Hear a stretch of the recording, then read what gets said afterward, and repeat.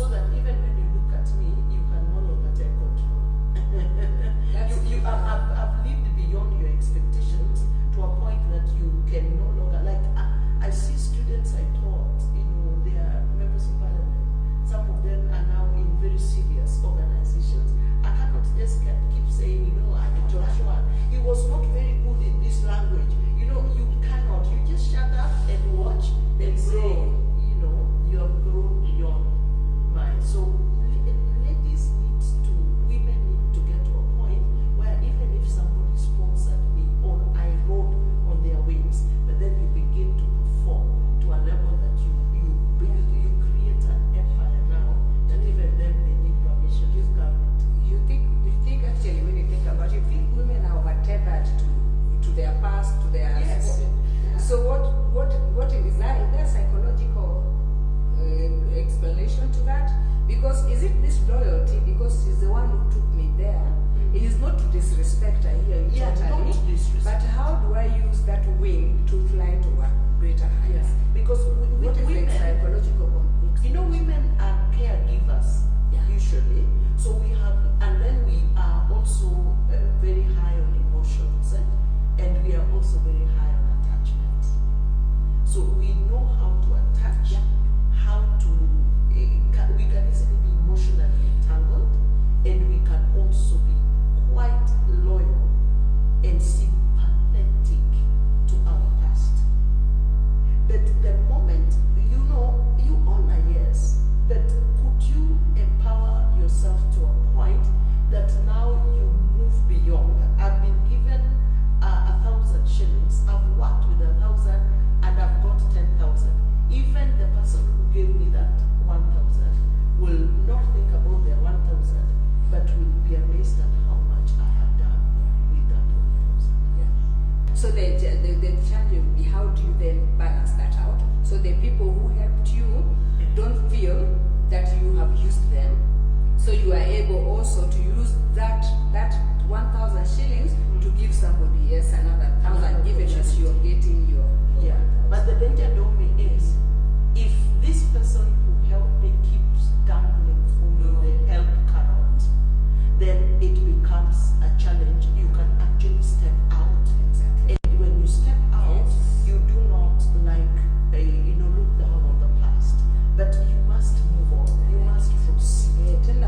Yeah, because there are sometimes people keep on dangling the carrot of I helped you, I did this to you, it's me who did this. It's kind of not a progressive way.